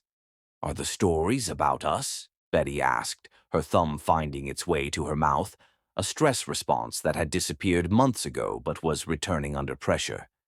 "They're made-up stories," Janet assured them, "but they might make things confusing for a while." "Are you still going to marry Daddy?" Kirsty asked, her 6-year-old directness cutting straight to the heart of what Janet had been trying not to think about. "I dot," Janet began, then stopped, because she honestly didn't know the answer anymore. That evening, after the twins were finally asleep, and the last reporter had been escorted off the property by security, Tom found Janet in the library packing books into boxes with mechanical precision. "What are you doing?" he asked, though the answer was obvious and devastating. "I'm leaving," Janet said without looking up. "I'm going to stay with Roxalana until this is resolved." "Janet, no," Tom said, moving to take the books from her hands. "Running away won't solve anything." "I'm not running away," she replied, finally meeting his eyes. "I'm protecting your family. As long as I'm here, they can use our relationship against you. They can question your judgment, suggest that I'm influencing your decisions about the girls' money, paint me as some kind of manipulative—" "They can say whatever they want," Tom interrupted. "I don't care about their opinions." "You should care," Janet said quietly. "Because if this goes to court, if Child Protective Services decides that the girls aren't safe here, My presence will only make things worse. A judge looking at this situation will see a wealthy widower who moved his children's nanny into his home and then proposed to her 6 months later. They'll see exactly what the newspapers are suggesting, that I seduced you to get access to your money. That's ridiculous. Is it? Janet asked, her voice breaking. Tom, look at this from the outside. Look at what we must seem like to people who don't know us. A grieving millionaire, a working-class nanny, a whirlwind romance that coincides with financial irregularities. I don't care what it looks like to other people, Tom said firmly. I care about what it is. And what it is love. Pure, honest, healing love. Love isn't always enough, Janet whispered, tears starting to slide down her cheeks. Sometimes love means protecting the people you care about, even if it breaks your heart. Tom stared at her, seeing the pain in her eyes, the way her hands shook as she continued packing. She wasn't leaving because she doubted their love. She was leaving because she loved them too much to let her presence harm his children. "What about the wedding?" he asked, his voice barely above a whisper. "Postponed," Janet said, not trusting herself to say cancelled. "Until all of this is resolved, until your family is safe, until—" "Until when?" Tom demanded. "Until some stranger decides we're allowed to love each other? Until society gives us permission to be happy? Until your daughters are secure," Janet said firmly. "Tom, if there's even a chance that being with me could result in Kirsty and Betty being taken away from you, then I won't be with you. I can't live with that risk." She moved toward the door, carrying the box of books, but Tom caught her arm gently. "Janet, please," he said, his voice raw with desperation. "We can fight this together. We can prove that the accusations are false, show them that what we have is real." "By the time we prove anything, the damage might already be done," Janet replied. "I won't be the reason your children get hurt. I won't be the weakness they use against you." "You're not a weakness," Tom said fiercely. "You're the strongest person I know. You're the reason my daughters learn to trust again, the reason they remember how to laugh, the reason they believe in happy endings." "Then let me give them one more gift," Janet said, standing on her tiptoes to press a soft kiss to his cheek.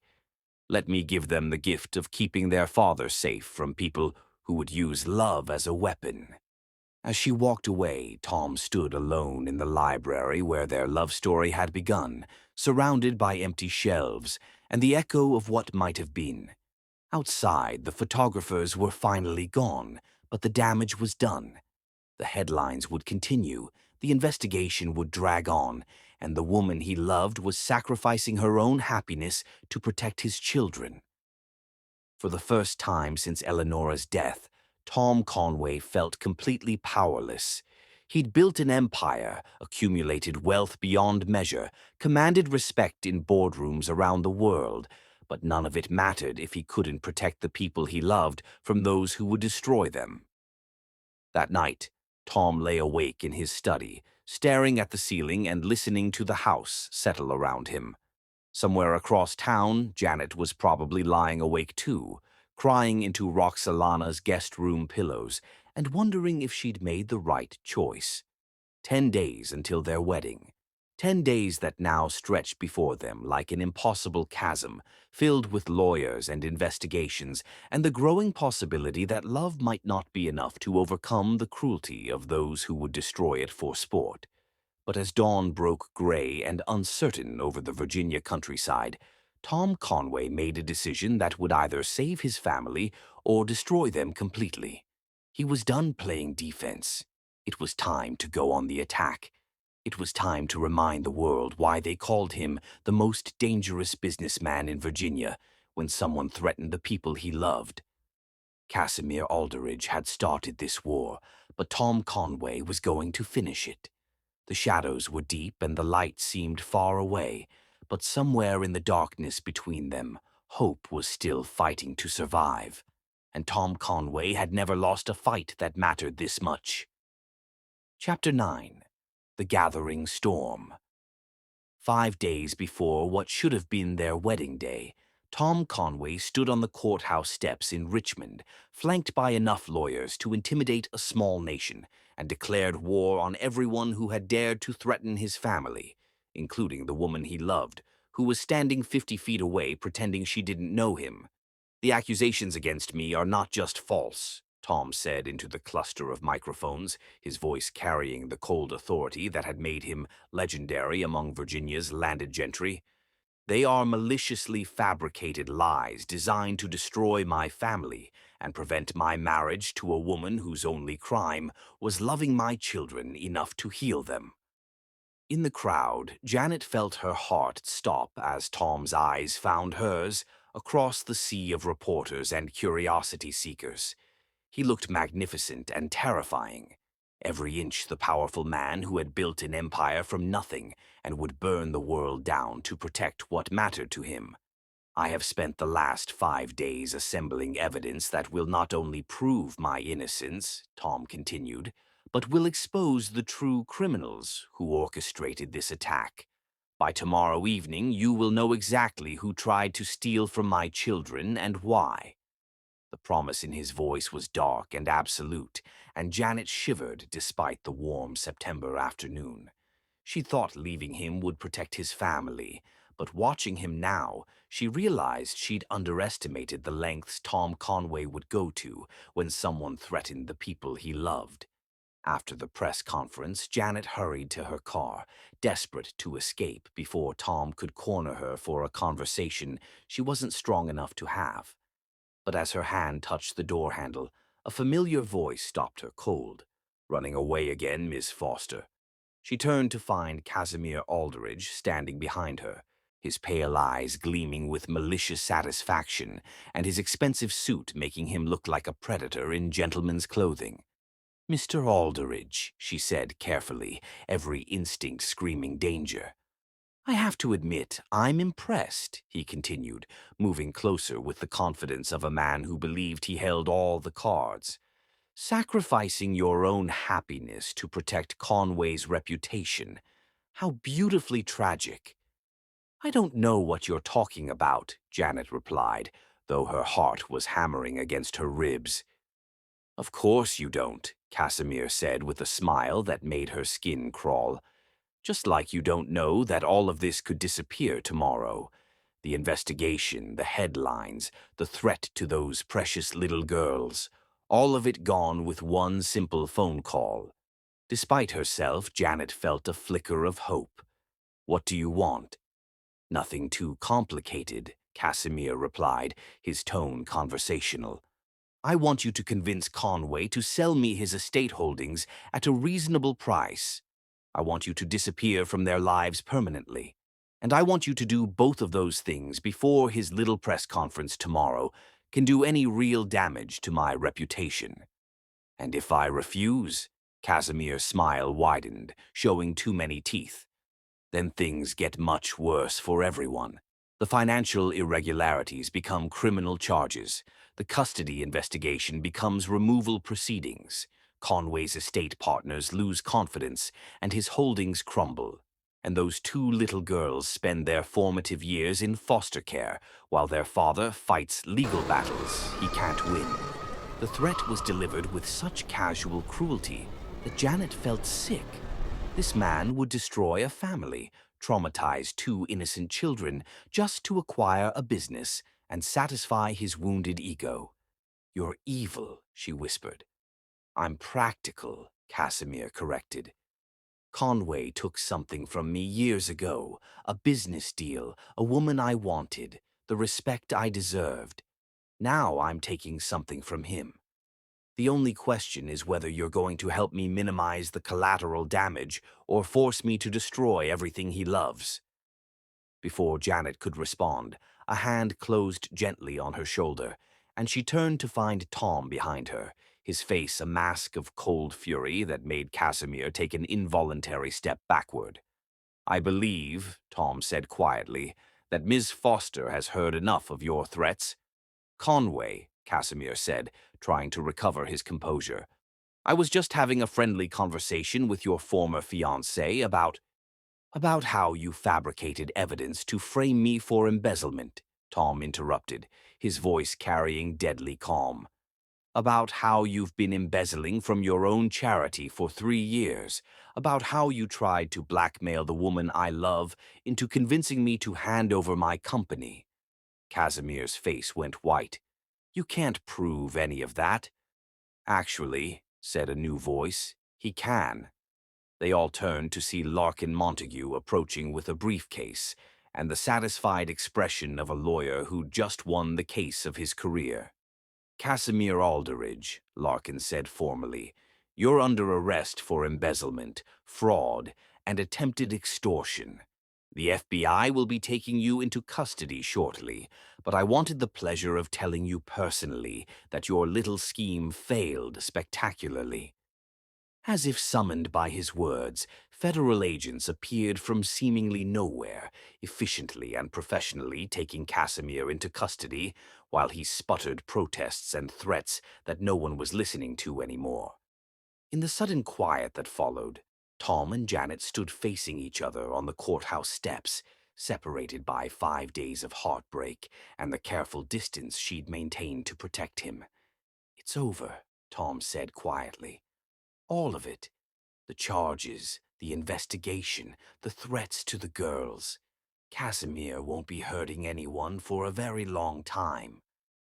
Janet felt tears starting to slide down her cheeks, tears of relief, of joy, of overwhelming gratitude that the nightmare was finally ending.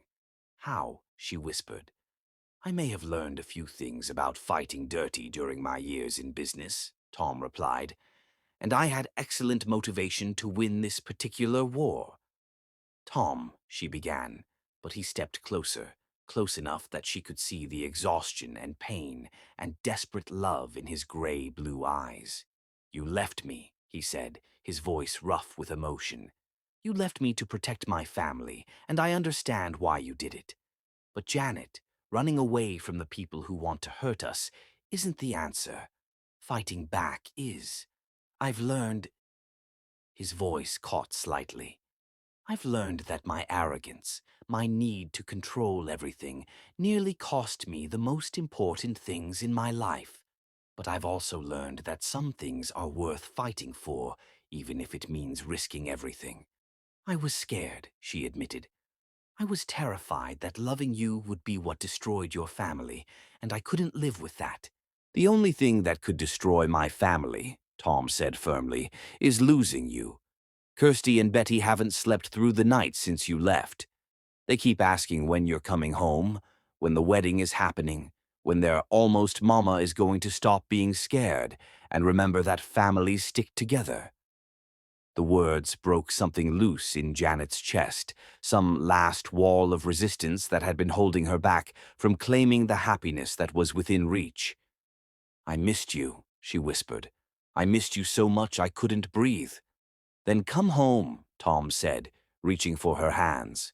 Come home and marry me and help me raise our daughters, and never, ever run away from me again. Janet looked into his eyes, the eyes of the man who'd fought heaven and earth to clear her name, who'd taken on federal investigations and media scandals and criminal conspiracies because someone had dared to threaten their love. The wedding, she said. It's supposed to be in 5 days, and I canceled everything. The wedding, Tom interrupted, is happening exactly as planned. Roxalana never canceled anything. Ottilie kept your dress ready, and Ephraim has been coordinating with vendors all week. The only thing missing was the bride. You were that confident I'd come back? I was that confident in us, Tom corrected. I was that sure that love like ours doesn't just disappear because the world gets complicated. Standing on the courthouse steps with the Virginia sunshine warm on her face and the man she loved holding her hands like he'd never let her go again, Janet finally understood what Eleonora had known when she wrote that letter blessing their future. Love wasn't something to be protected from the world. Love was something to be claimed boldly, defended fiercely, and celebrated openly, regardless of what anyone else thought about it. Yes, she said, standing on her tiptoes to kiss him while photographers captured the moment for tomorrow's headlines. Yes, I'll come home. Yes, I'll marry you. Yes to everything, forever and always. Tom's arms came around her then, lifting her off her feet and spinning her around while she laughed with pure joy, and the crowd of onlookers burst into spontaneous applause. When he finally set her down, both of them breathless and grinning and blazingly happy, Janet looked up at the man who'd just proven that love could conquer anything, even criminal conspiracies and federal investigations and her own terrified heart. 5 days, she said. Do you think that's enough time to plan the wedding of the century? Sweetheart, Tom said, his smile bright enough to power the entire city. I've been planning our forever since the day I found you sleeping with my daughters in my bed. 5 days is just the countdown to the beginning of the rest of our lives. As they walked down the courthouse steps hand in hand, toward the car that would take them home to two little girls who were probably watching from the windows and planning their flower girl entrances, Janet felt the last shadows lift from her heart. The storm had passed. The gathering darkness had been defeated by love and determination, and the simple truth that some things were worth fighting for. In 5 days, she would walk down an aisle covered in rose petals toward the man who'd proven that happily ever after wasn't just possible, it was inevitable for those brave enough to claim it. The gathering storm was over. Now it was time for the sunshine. Chapter 10, Forever Begins. On the morning of her wedding day, Janet Conway-to-be woke before dawn in the master bedroom that had once been forbidden territory and was now filled with white roses, morning sunlight, and the joyful chaos of two 6-year-old flower girls who had appointed themselves her personal wedding preparation committee. Janet! Janet! Wake up! Betty bounced on the massive bed with the enthusiasm of someone who had been awake since 5 a.m. planning the most important day in their family's history.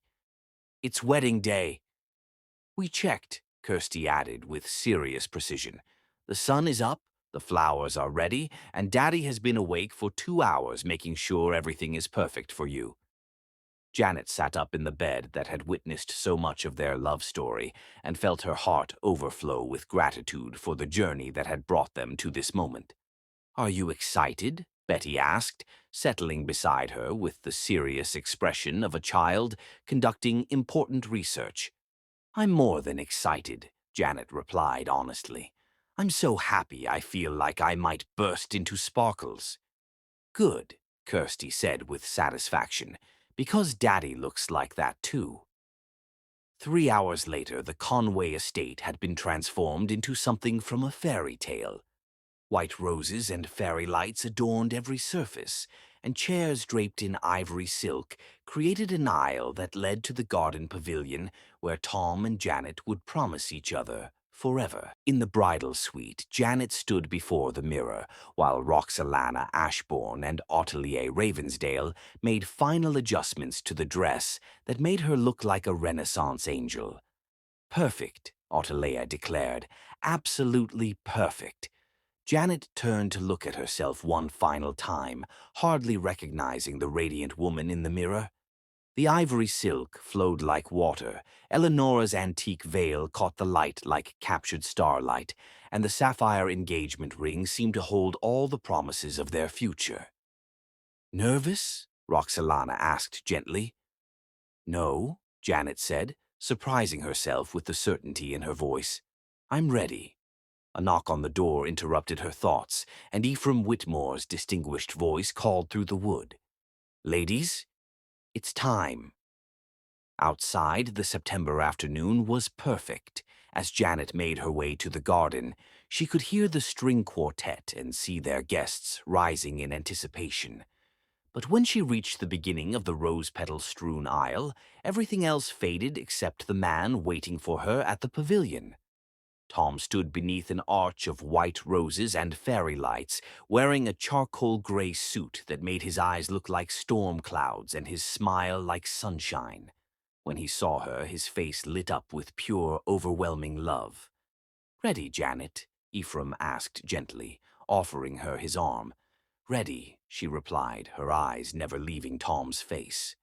The procession began with Kirsty and Betty, both wearing white dresses with rose-colored sashes and carrying baskets of rose petals that they scattered with serious concentration. They looked like tiny angels. Then came Janet, walking slowly down the aisle, her entire focus on Tom's face. The way his eyes filled with tears when he saw her, the way his smile grew brighter with every step. When she finally reached him, when Ephraim placed her hand in Tom's, the world narrowed to just the two of them. "Hi," Tom whispered, his voice rough with emotion. "Hi," Janet whispered back, her heart so full of love she could barely speak. Dr. Sophrona Beauchamp began the ceremony with words about love and commitment, but Janet was lost in Tom's eyes, in the absolute rightness of this moment. "Tom and Janet have chosen to write their own vows," Dr. Beauchamp announced. Tom went first, his hands trembling slightly as he looked into Janet's eyes. "Janet," he began, his voice carrying clearly across the garden, "6 months ago, you walked into my broken family and gave us back our lives. You taught my daughters that love doesn't always end in loss. You showed me that healing was possible." His voice broke slightly and he paused, while Janet squeezed his hands encouragingly. "I promise to cherish every morning I wake up beside you, every evening we spend with our daughters, every ordinary moment that makes up an extraordinary life. I promise to choose you every day, in every storm, for all the days of my life. And Janet, I promise to never again let fear make decisions for our family. Whatever comes, we face it together." By the time he finished, there wasn't a dry eye in the garden. Janet took a shaky breath and began her own vows. "Tom," she said, her hands steady in his, "you gave me something I thought I'd lost forever, the belief that love could heal instead of hurt. You showed me that some risks are worth everything. I promise to love you with fierce devotion. I promise to love Kirsty and Betty as my own daughters, to protect them and guide them and help them grow into extraordinary women.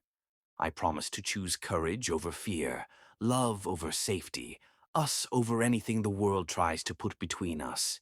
And Tom, I promise to never run away from you again. Whatever storms come, we weather them together."